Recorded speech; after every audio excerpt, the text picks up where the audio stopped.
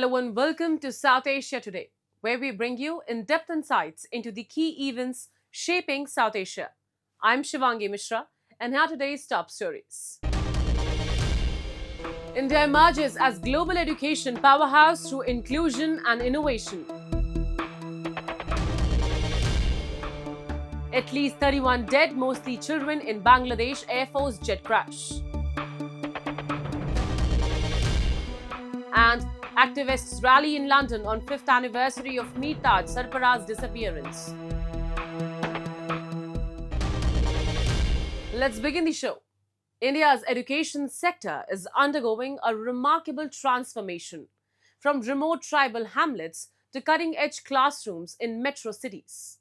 EdTech platforms and coaching institutes are narrowing the rural-urban learning divide, while private universities are emerging as global education hubs. Backed by visionary initiatives like Digital India and Study in India, education is fast becoming a cornerstone of India's global influence and soft power. Meet 19-year-old Waris Unnaved from a quiet village in Bandipora, Jammu and Kashmir, a border region where coaching centers are few and far between. Yet, against the odds, Waris cracked NEET, an All India medical entrance exam, and earned a seat in a top medical college. With no access to conventional coaching, he turned to EdTech platforms, relying on live and recorded classes to power his preparation. Waris is a shining example of how technology is transforming dreams into reality, even in the most remote corners of India.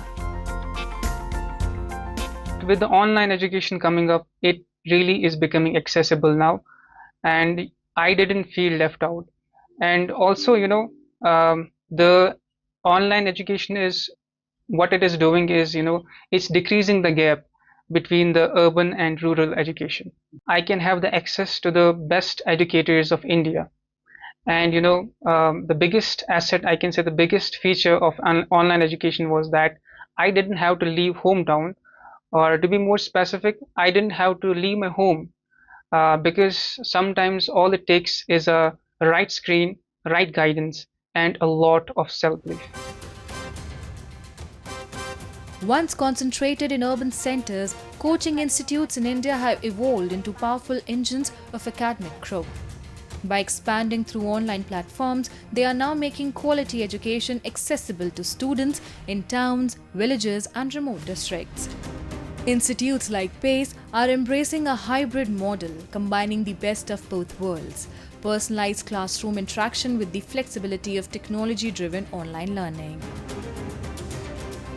Digital era आया है in education sector, उससे हमने अपनी एक तरीके से जो बच्चे रिमोट एरियाज़ में थे, जो एक्सेस नहीं कर पाते थे, जो दिल्ली आना, मुंबई आना, जिनके लिए पॉसिबल नहीं था, हम एनिमेशन के थ्रू बच्चों को पढ़ा पा रहे हैं.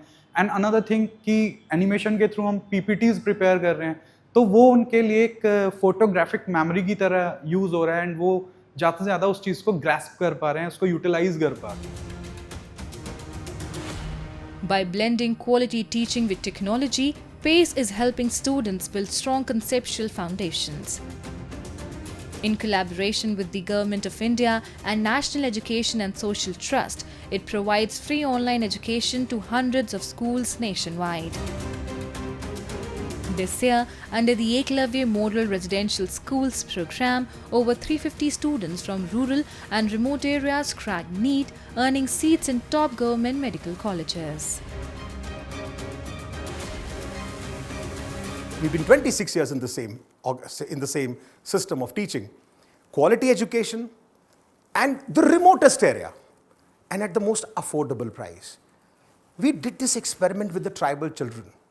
I mean, can you believe it?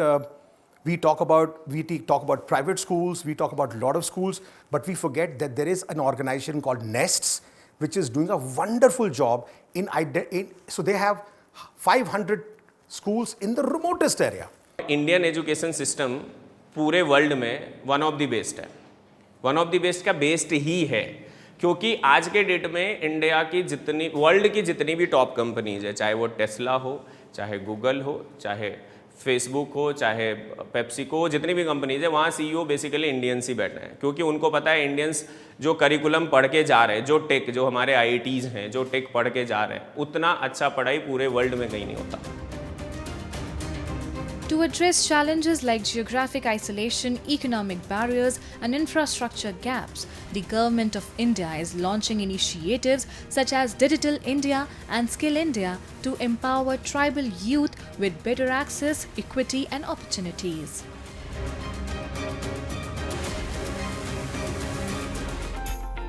India's education revolution is not just transforming lives at home, it's reshaping global perceptions.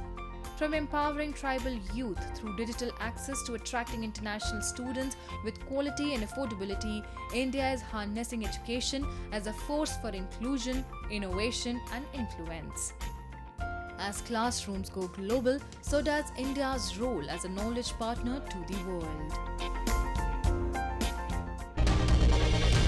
Moving on, a dark cloud looms over Dhaka as tragedy struck on July 21st when a Bangladesh Air Force FT-7 BGI fighter jet crashed into Milestone School and College, claiming at least 31 lives and over 170 injured. Among the dead, pilot flight Lieutenant Mohammad Tawqir Islam. The crash, caused by mechanical failure, has triggered national mourning and global condolences. In the silence that follows the blast, a nation stands united in sorrow and resilience. In the aftermath, as the smoke clears, a grieving nation clinges to courage and compassion. Disaster unfolded in the northern Uttara area of Dhaka on July 21 when a Bangladesh Air Force training aircraft plummeted into an active school and college campus, claiming at least 31 lives and over 170 injured. The result: chaos, panic, and profound loss. More than 80 people, including young students, are being treated for burns at the National Institute of Burn and Plastic Surgery. Large crowds of people gathered near the scene of the crash. Some stood on top of fire trucks as emergency services were seen rushing to and from the crash site. The head of Bangladesh's interim government, Mohammad Yunus, affirmed that proper steps would be taken to determine the cause of the crash and that full support would be extended to the victims and their families. He personally expressed grief and solidarity with those affected. প্রশিক্ষণ বিমান বিধ্বস্ত হয়ে এই কচি শিশুদের উপরে ঝাঁপিয়ে পড়ল, আগুনে পুড়ে মরল। মা বাপদের আমরা কি জবাব দেব? কি বলবো তাদেরকে? আমরা নিজেদেরকে তো জবাব দিতে পারছি না। আমরা বাবা মা আত্মীয় স্বজন সবার কাছে আমাদের সহানুভূতি জানাচ্ছি। বাংলাদেশের যত সন্তান আছে সবাই আপনাদের সন্তান। আমরা নিজেদের মনকে সান্ত্বনা দেওয়ার চেষ্টা করুন। আমরা সবাই নিজেদের মনে সান্ত্বনা দিচ্ছি, কিন্তু আপনাদের সান্ত্বনা বিরাট ব্যাপার। আমরা আপনাদের সঙ্গে, আমরা সবাই আপনাদের সঙ্গে আছি, জাতির সমস্ত লোক আপনাদের সঙ্গে। The F-7 BGI jet took off at 1:06 p.m. from the Bangladesh Air Force Base in Kurmitola, Dhaka, as part of a routine training mission, but encountered a mechanical failure, said an Air Force spokesperson. The pilot was among those killed in the incident, the military said, adding that a committee had been formed to investigate its cause. Videos of the aftermath of the crash showed a big fire near a lawn, emitting a thick plume of smoke into the sky as crowds watched from a distance. Most of the patients are children, less than 12 years. These are the age group patients, and maximum patients, critical patients are also there. Then the but one person that is her age is 40 years something. She is a servant of that school.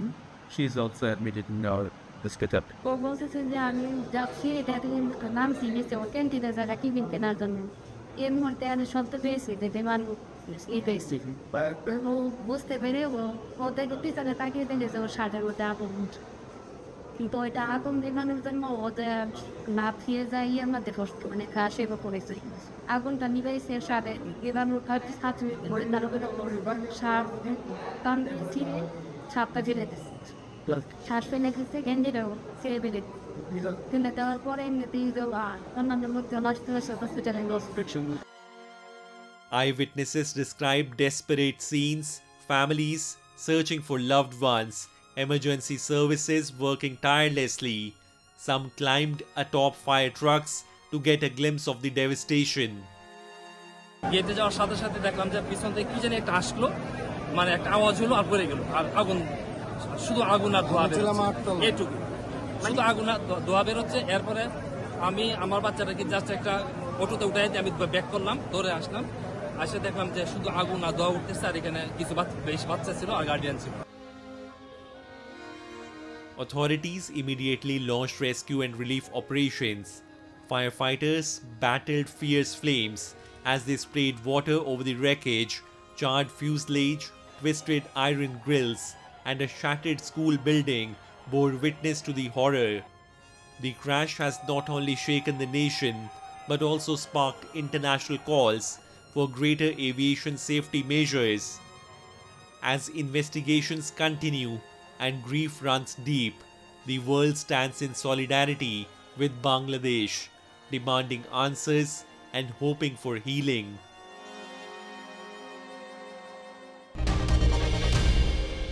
Now we take a look at some happenings in Asia in a segment called Asia Watch. Flooding struck Thailand's northern province of Nan following the passage of tropical storm Wipa, with residents seen wading through waist-high muddy water as rain continued to fall. The storm, which made landfall in Vietnam's northern provinces of Nha Bhi and Thanh Hoa, brought wind speeds of up to 74 kph, according to Vietnam's National Weather Forecasting Agency. It had slowed from approximately 100 kph as it approached the coast.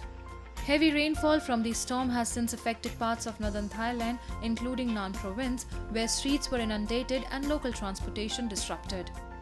Nan's municipal authority issued its third public statement warning residents to remain vigilant and prepare for potential disaster situations resulting from the storm's impact.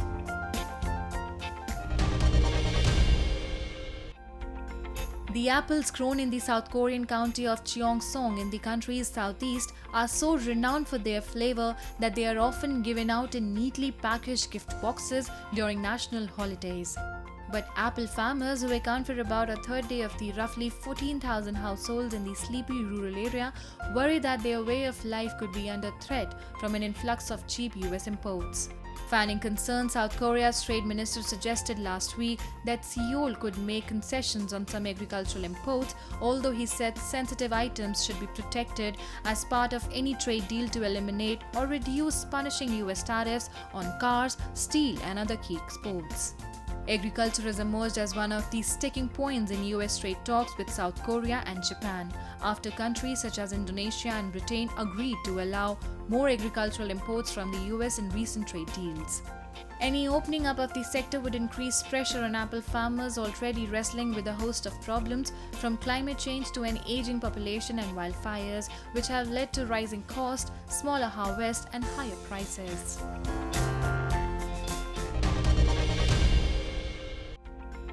Five aviation unions held a demonstration in the Aeroparque George Newbery Airport in Buenos Aires this week to express their rejection of the regulatory changes, delays in wage negotiations, and privatization threats of public companies.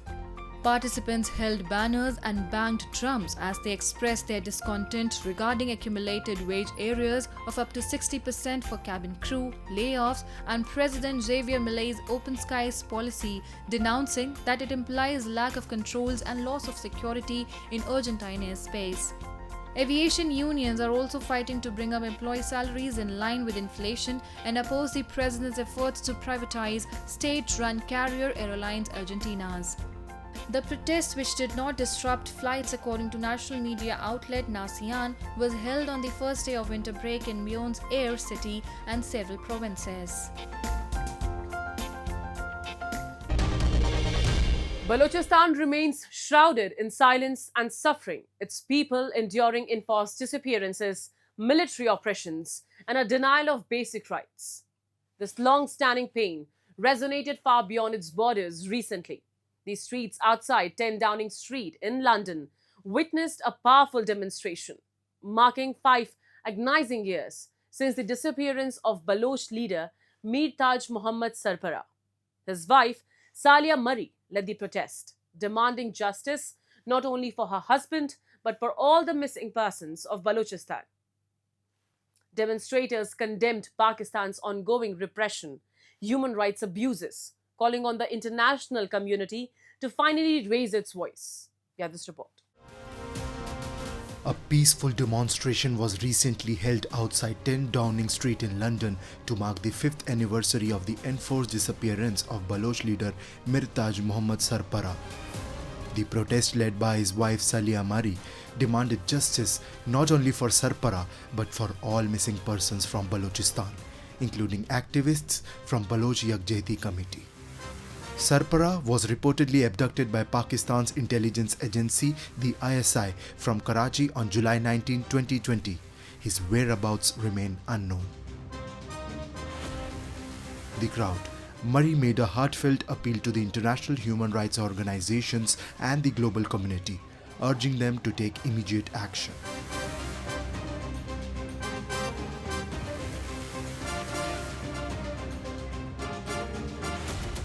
एजेंसियों ने कैद में रखा है, torture सेलों में उनको torture कर रहा है। सिर्फ उनका गुनाह ये है कि वो बलोच हैं, उनका गुनाह ये है कि वो उन माओं के लिए खड़े होते हैं जिनके लाल आपके टॉर्चर सेल में टॉर्चर बर्दाश्त कर रहे हैं। जो आज इस्लामाबाद में हमारी माहें बैठे हुए हैं, हमारी बहनें बैठे हुए हैं, उनका गुनाह क्या है? उनका गुनाह सिर्फ ये है कि उनके लालों को आपने टॉर्चर सेलों में बंद किया है।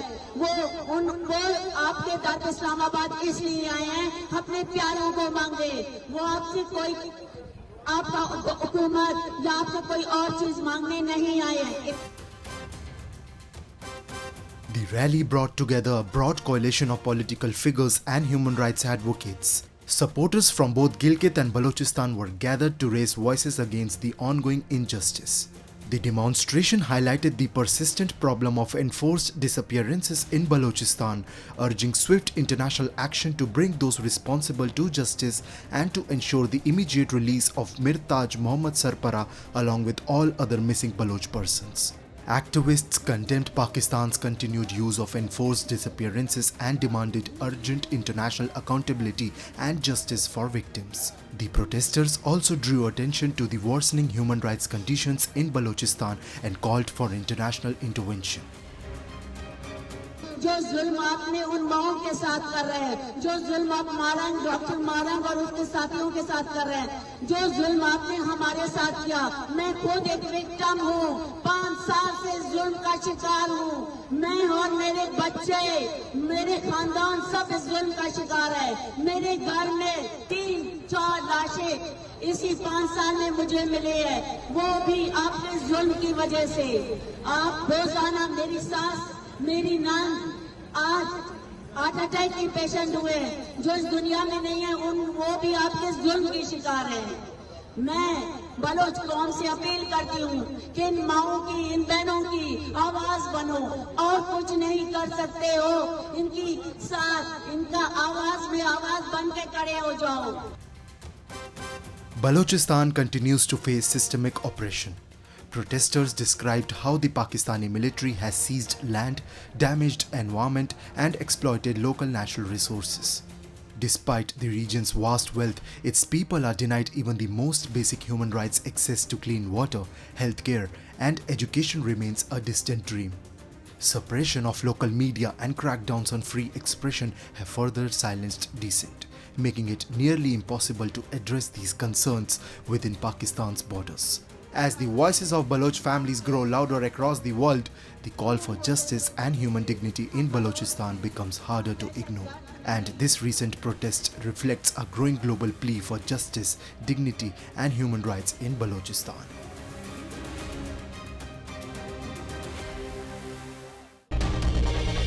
Nepal has lit the spark of its festive season with fire and folklore.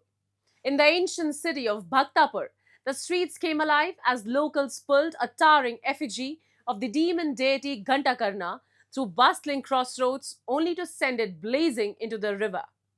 This fiery farewell isn't just for show, it's a powerful ritual called Ghantakarna Chaturdashi. Deeply rooted in the Neva community's traditions, it's all about driving away evil, bad luck, and welcoming a season of joy. A dramatic start to days filled with celebration. Here's the full story. The Neva community of Nepal's Kathmandu Valley welcomed the festive season by burning the effigy of demon deity Ghantakarna at the crossroads and dragging it down to the river. Falling on Trayodashi of the month of Shravan, which is also known as Ghantakarna Chaturdashi, is celebrated in memory of mythical demon Ghantakarna's death. आज चाहिँ त्यो भूत प्रेत चाहिँ फाल्न लगेको फाल्ने खोलामा लाने Baner डुलेर According to legends, demon Ghantakarna used to terrorize villagers by stealing children and women of the village and demanding money and other gifts as a ransom for their release. His body was painted in red, blue and black, and he wore a pair of bells on his ear. He looked very scary, and every time he moved the bells jingled. He got his name from the bells on his ear, that is Ghanta means bell and Karna means ears. The fear of dreadful monsters kept people inside their homes most of the time. Even during the season of plantation, they didn't dare to get out of their home. However, one day, a large number of frogs came to village and began to crop near the Ghantakarna's place. Effigies built in turnings and roadways of the locality are later dragged and burned into ashes in areas that lie far from the residential areas, mostly in crossroads. This festival is celebrated by cleaning the garbage in form of a ghost to ward off pests that do not observe sanitation during the planting period, as various insects cause trouble at this time. घण्टाकर्णा घरमुख चरे अहिले अहिले आज सुरु भयो आजदेखि चाहिँ नदुर्गा गणेश उत्पन्न भयो महादेव उत्पन्न भयो आजदेखि चाहिँ निवारको चलनको प्राचीन कालदेखि चाहिँ चलिरहेको अहिले सुरुवात भइसक्यो आजदेखि सुरु गरे पनि भयो. On the day of Gathe Mangal, a person is appointed as a symbol of the offspring of a demon named Ghantakarna and asked to pay for his deed. It is customary to drive out ghosts by burning torches day and night.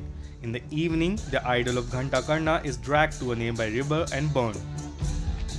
It is customary to put a 3-legged or 5-legged fortified iron, brass or copper ring on the doorstep of the house after the bell has rung. As we wrap up today's episode of South Asia Today, we thank you for joining us. We'll return next week at the same time with more insights and updates. This is Shivangi Mishra signing off on behalf of our entire team. Until then, stay safe and goodbye.